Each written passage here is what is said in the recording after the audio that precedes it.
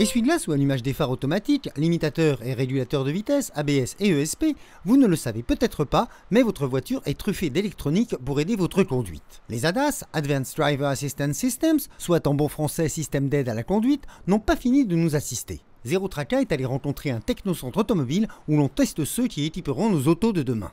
Alors des systèmes d'aide à la conduite, il y en a beaucoup.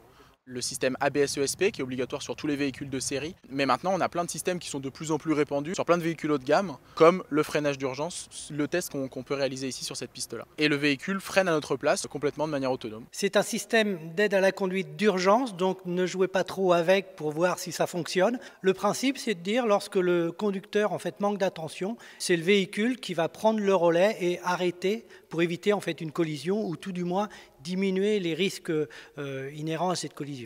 C'est déjà obligatoire sur les camions. Ce qui est pressenti à l'horizon 2022, c'est que ça équipe tous les véhicules qui sortent. Et comment ça marche? Une synergie entre plusieurs capteurs, principalement la caméra qui est souvent située derrière le pare-brise et le radar qui lui est plutôt au niveau des pare-chocs, qui est vraiment fort pour nous donner des notions de distance et de vitesse sur les véhicules qui nous précèdent. Et puis tout ce petit monde-là, il regarde à l'avant du véhicule. S'il voit qu'une cible se rapproche, alors il prend la décision de freiner complètement à notre place, quand bien même nous on décide de continuer d'accélérer en fait. Ça marche sur les véhicules, ça marche sur les poids lourds, sur les piétons, les cyclistes. Bon, sur les piétons, ça reste perfectible. C'est même pour ça qu'on les teste. Mais il y a bien d'autres ADAS.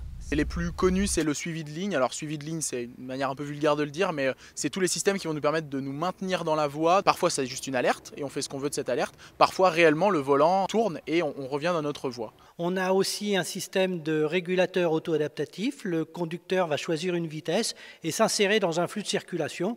Si on est sur autoroute et que sur cette autoroute, il arrive à un bouchon, eh bien, le véhicule va ralentir jusqu'à ce que la vitesse soit commune aux autres véhicules circulant sur la même autoroute. Encore quelques-uns?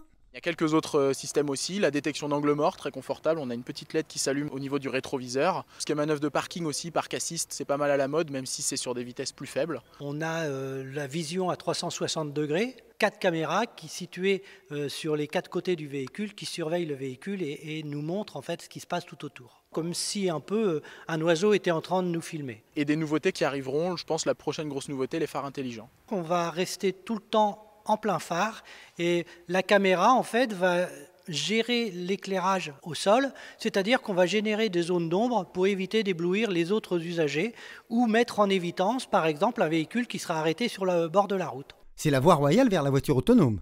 Autonome, c'est un terme qu'on n'aime pas forcément toujours nous dans les technocentres, on parle plutôt de voitures automatisées. Elle nous aide beaucoup dans nos prises de décision, voire même elle en fait certaines à notre place.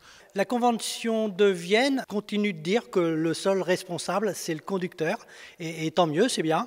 Mais voilà, c'est le début d'une autonomie certaine, en tout cas embarquée dans les véhicules. Donc l'autonomie de la voiture, oui, mais surtout responsabilité du conducteur.